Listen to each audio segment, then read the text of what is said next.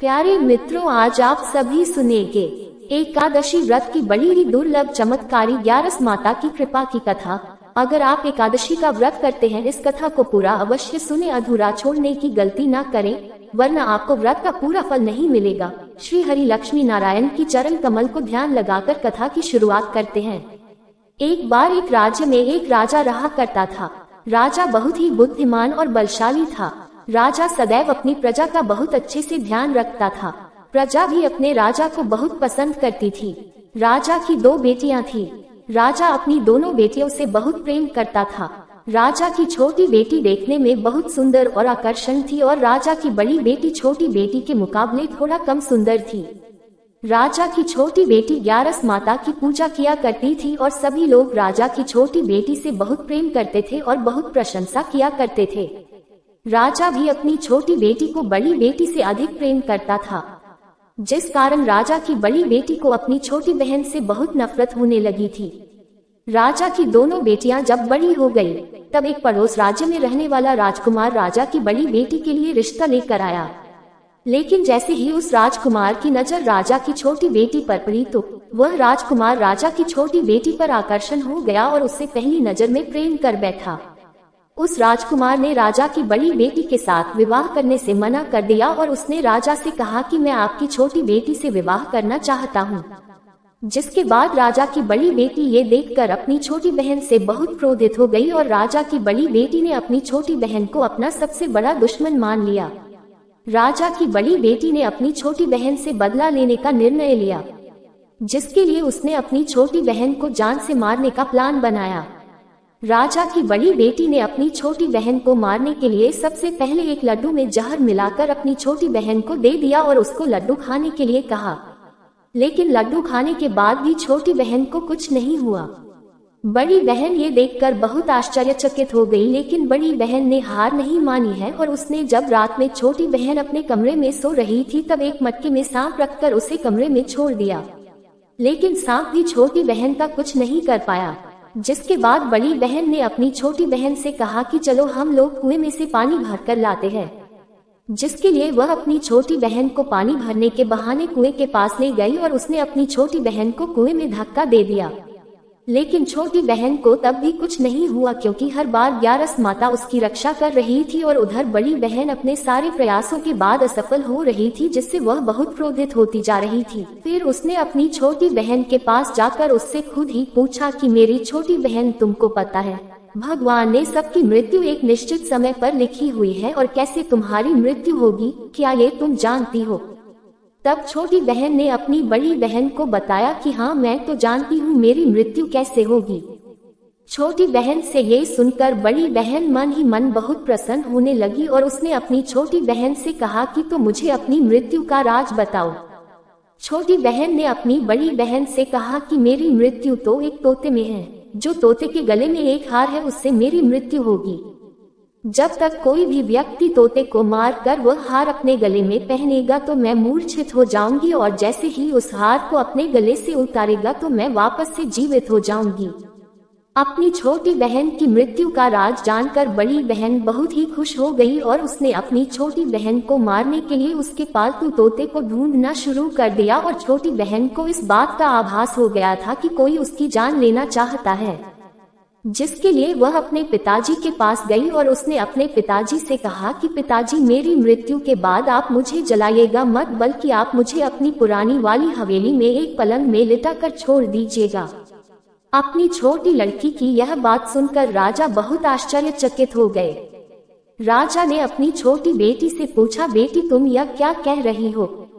तब राजा की छोटी बेटी ने बताया, पिताजी, समय किसी के लिए नहीं रुका है, कब क्या हो जाए किसी को कुछ पता नहीं है। और फिर राजा ने अपनी छोटी बेटी से कहा कि तुम ऐसी बातें क्यों कर रही हो, 2-3 दिन में तो तुम्हारा विवाह है। लेकिन छोटी बेटी ने अपने पिताजी को ऐसा करने पर मजबूर कर दिया और उनसे वचन ले लिया।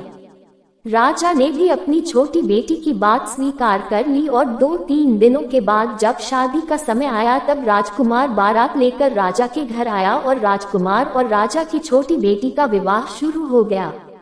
जैसे ही राजा की छोटी बेटी राजकुमार के साथ फेरे लेना शुरू करती है तो उसकी बड़ी बहन अपनी छोटी बहन के कमरे में जाकर उसके तोते को पकड़ लेती है और उसको जान से मार देती है।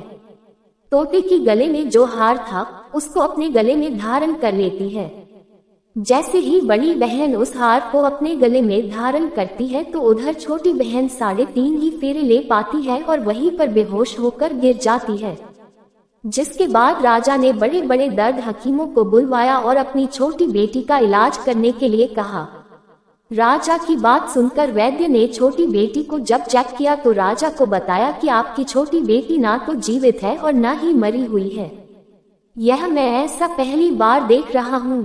राजा ने वैद्य और हकीम को ये बात बाहर बताने से मना कर दिया और उनको कहा कि अगर तुमने यह बात किसी को बाहर बताई तो हम तुम्हें फांसी दे देंगे। राजा ने अपनी छोटी बेटी को पुराने महल में जाकर एक पलंग में लेटा दिया और वहां पर कुछ सैनिक को तैनात कर दिया। वापस अपने महल पर आ गया।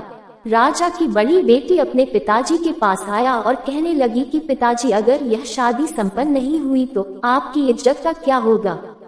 आप कहे तो मैं आपकी इज्जत बचाने के लिए राजकुमार से शादी करने के लिए तैयार हूँ।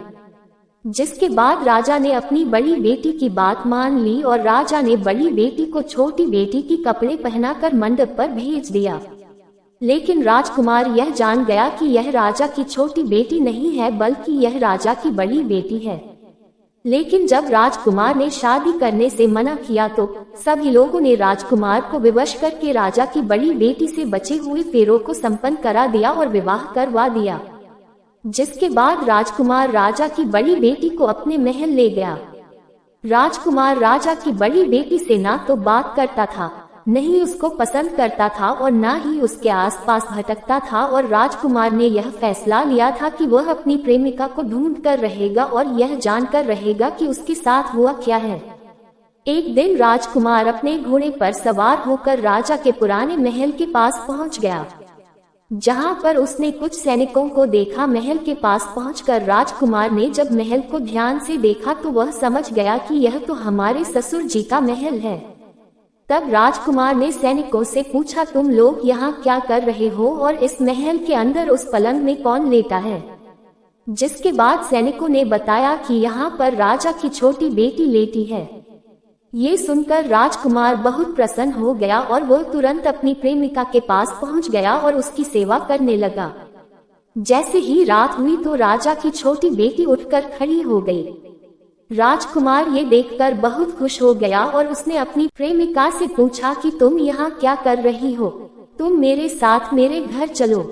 राजा की छोटी बेटी ने राजकुमार को सारी बातें बता दी कि मेरी जान एक तोते में बसी थी और मैंने यह बात सिर्फ अपनी बड़ी बहन को बताया था और मुझे पता है कि उसने ही मुझे मारने का प्रयास किया है।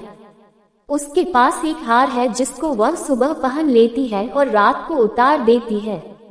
जब तक वह हार को पहने ले रहती है तब तक मैं मूर्छित रहती हूँ और जैसे ही वह हार को उतार देती है तो मैं जीवित हो जाती हूँ और जब तक मेरी बड़ी बहन के पास वह हार है तब तक मैं ऐसे ही जीवित और मूर्छित होती रहूंगी। अगर मेरी बड़ी बहन के पास जो हारा वह मेरे हाथ में लग जाए तो मैं हमेशा के लिए जीवित हो जाऊंगी।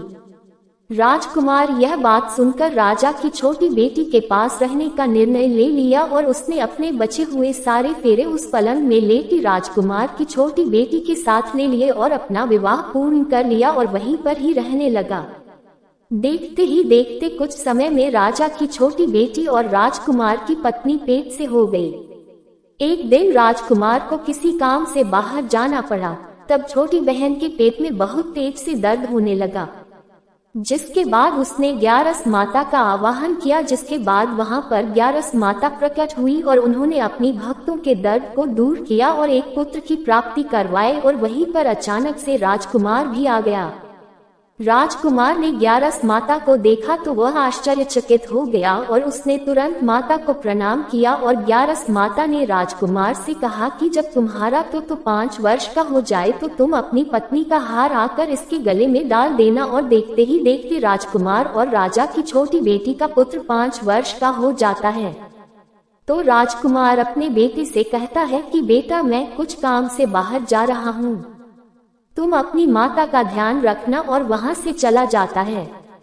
राजा को बाहर निकलता देख बड़ी बहन के सैनिक देख लेते हैं और बड़ी बहन को जाकर सारी बातें बता देते हैं। जिसके बाद बड़ी बहन अपनी छोटी बहन के पुत्र को वहां से उठवा लेती है और उसको मरवा देती है। छोटी बेटी के पुत्र के 2 टुकड़े करवा देती है। पहला टुकड़ा चक्की के पास छुपा देती है और दूसरा टुकड़ा अपनी पलंग के नीचे रख लेती है। अब 11 माता भिखारी का रूप लेकर आते हैं। एक भिखारी का रूप रखकर बड़ी बहन के पास चली जाती है, जिसके बाद वहां पर भिक्षा मांगने लगती है। बड़ी बहन अपने नौकरों से कहती है कि जाकर भिक्षा दे दो, लेकिन जैसे ही नौकर 11 माता को भिक्षा देने के लिए आते हैं तो माता उन्हें मना कर देती है और कहती है कि मैं तुम्हारी महारानी से ही भिक्षा लूंगी। जिसके बाद बड़ी बहन स्वयं ही भिक्षा देने के लिए माता के पास आती है। तब माता एक बिल्ली का रूप लेकर उसके कमरे में चली जाती है और वहां पर छोटी बेटी के पुत्र कोई 2 टुकड़े को आपस में जोड़ देती है और उसे जीवित कर देती है। उसे वहां से ले जाती है। राजकुमार अपने बेटे को लेकर अपनी पत्नी के पास जाता है और उसे कहता है कि तुम इसका ध्यान रखना। अगर तुम इस बच्चे का अच्छे से ध्यान रखोगी तो मैं तुमसे बात करूंगा। एक दिन राजकुमार अपने बच्चे से कहता है कि तुम मम्मी से उनके गले का हार मांग लो। जिसके बाद राजकुमार का लड़का अपनी मम्मी के पास जाता है और कहता है कि मम्मी मुझे तुम्हारा हार चाहिए जो तुमने गले में पहन रखा है। ये सुनकर पहले तो बड़ी बहन बहुत क्रोधित होती है, पर उसको ये याद आता है कि राजकुमार ने कहा था कि अगर मैं इस बच्चे का ध्यान अच्छे से रखूंगी तो वह मुझसे बात करेंगे। जिसके कारण वह हर को उस बच्चे को दे देती है और वह तुरंत हर को ले जाकर अपने पिताजी को दे देता है और तभी राजकुमार अपने बेटे को लेकर वहां से जाने लगता है और अपनी पत्नी से कहता है कि तुम हमारे लिए खाना बना कर रखना, मैं शाम को आकर तुम्हारे साथ खाऊंगा। और वह अपने बेटे को लेकर वहां से चला जाता है। जिसके बाद वह राजा के पास जाता है और उनको सारी बातें बता देता है। राजा अपनी बड़ी बेटी की यह करतूत सुनकर बहुत क्रोधित होते हैं और अपनी परवरिश पर ही दोष देने लगते हैं और राजकुमार को अपनी छोटी बेटी के साथ रहने के लिए आदेश देते हैं।